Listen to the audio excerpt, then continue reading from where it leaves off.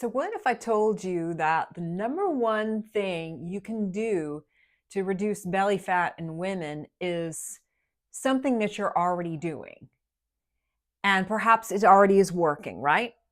You would say, yes, exactly. It's worked for me. And then, so whatever article that you've come across, you're sharing it on social media.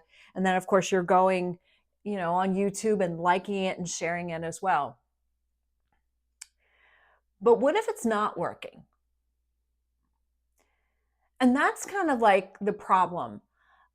We have too often these, sometimes they're well intentioned people, and they will say, okay, this is what we've done, and we've got all this research behind it, blah, blah, blah, blah, blah. And this is what reduces belly fat in postmenopausal women or menopausal women. And that might be great. However, you have to take a couple of things into consideration. And one of those things is, okay, what really is the research going on and who's backing up that research? So in other words, it might be the maker of this particular product. And so that's why you see a lot of ads for supplements. They're saying, oh, it's been clinically tested. Really? By whom? So that's the first thing, and that's just like the easy one. The second thing is, and this might be a little bit more subtle, is that whoever is creating the content might be selling their particular brand. And so that might be strength training, that might be high intensity interval training, or it might be selling a running program. So you have to take that into consideration as well. The other thing you have to consider is the outliers. So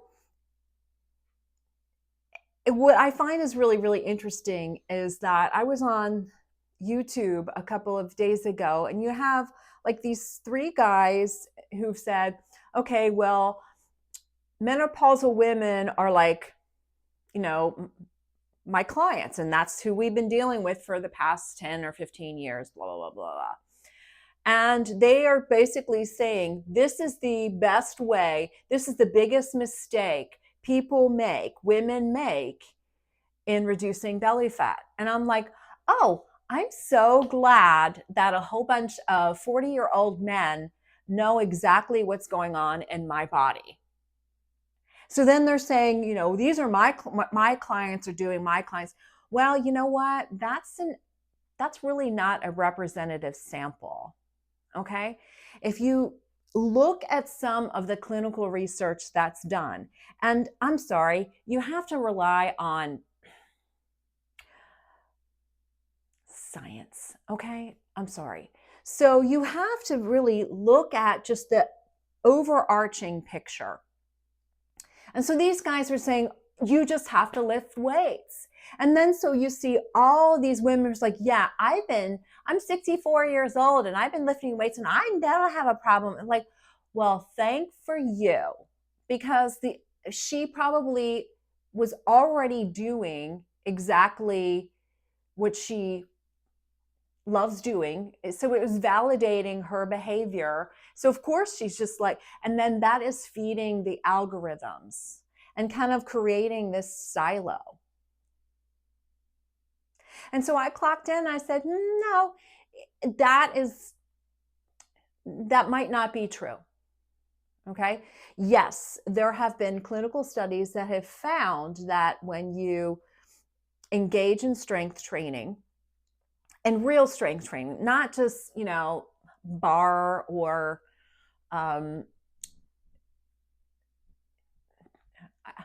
I hesitate to mention CrossFit, because CrossFit actually is a high intensity that can be beneficial for women. But, these, the little pink weights when you're just doing bicep curls, that's really not going to change your body composition too much. But yes, actual strength training, when you're working on building muscle, is going to change your body composition, combined with a shit ton of other things like eating the right diet. I mean, you cannot exercise your way into a poor diet. Okay. That you might have gotten away with it years ago, but for me, I gained a shit ton of belly fat in, just as I was reaching menopause. And I was like, what is going on here? There's my computer's falling asleep. So that's what I think is really, really interesting. It's like, well, this might have worked for you, but it didn't work for me. And for me, I was an Ironman athlete. I've been a bodybuilding competitor. I've done this stuff all of my life. And yet this stuff still happened to me. So am I an outlier? Probably not. I'm probably just like everyone else, most women who just get this freaky, almost overnight, this belly that just kind of, and they're like, okay, well, I've got to cut back on alcohol. Check. Lower my carbs. Nah, maybe not so much. But I'm sorry, it's not so simple as saying, oh, it's just, you just have to strength train. Like, I'm sorry, that just really, it really, really gets my goat when somebody said, this is what all women are making the biggest mistake in reducing belly fat. And it's like, I'm so glad that you've made my life so simple, because I am such an idiot. I'm such a moron. I wouldn't have thought, oh, it's just that. No, it is a lot of other things. And besides, if you tell a woman who's never strength trained in her entire life that all she has to do is strength train, then she's going to go to the gym, or rely on YouTube and watch these beefy men who are like saying, this is what you need to do. You need to abandon plank pose and all this other stuff. They're doing something much different. So they're really bad examples. What you need to really listen to is the whole picture. So that fitness competitor from years ago might be giving you some pretty good advice, but remember that she has a history that has accompanied her, and your body is a lot different. So what am I trying to say here? There isn't one way, and if it was, then I'd be making a shit ton of money. However, you have to consider what it is that you like doing. Okay. So if it's sitting around on a couch, no, you're not going to lose belly fat by sitting around on a couch. You must exercise to a certain degree, and you have to boost the intensity a few times a week. And you have to eat a healthy diet. I am not saying anything groundbreaking. What I am saying is you have to stop listening to all of these people who seem to like, okay, well, I've been training women for many years and this is what I found. No, you have to look at what does the scientific community say, and they're not saying anything that's groundbreaking. They're basically saying, okay, you're going to need to do a little bit of high intensity interval training in, during menopause. Not anything like overly crazy that has you completely wiped out after an hour. No, instead, maybe 20 minutes of high intensity interval training if you're not used to it. And maybe just a couple of times a week. You don't need to be doing it every day. And then doing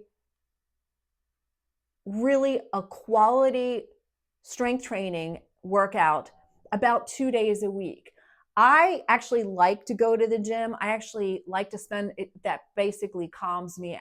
But I know no one is like me.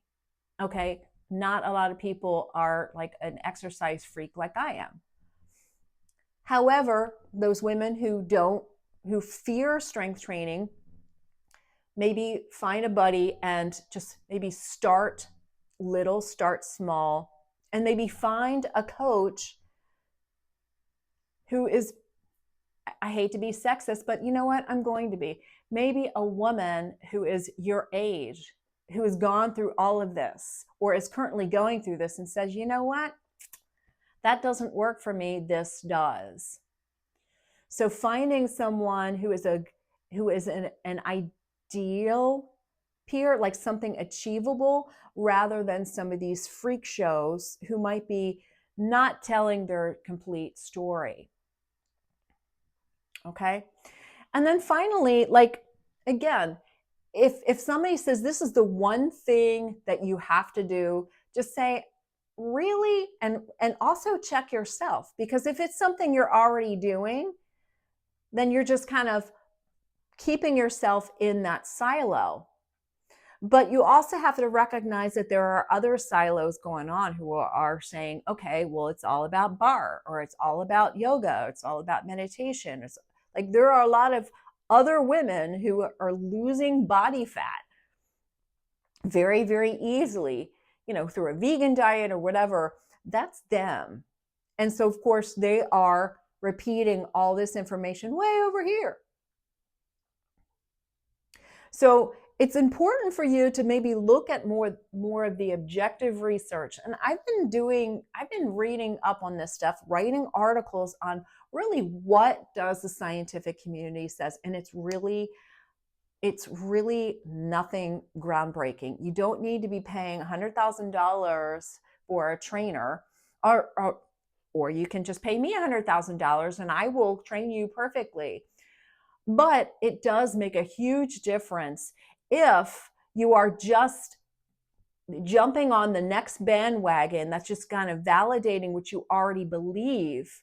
So saying, oh, well, this works for me, or eschewing something and saying, well, this doesn't work for me, and not trying something new that might be achieving goals and challenging your body in different ways. And I think that's really ultimately what women need, is to embrace those new challenges, do something different, but also question what you're doing and question the people who are trying to sell you something.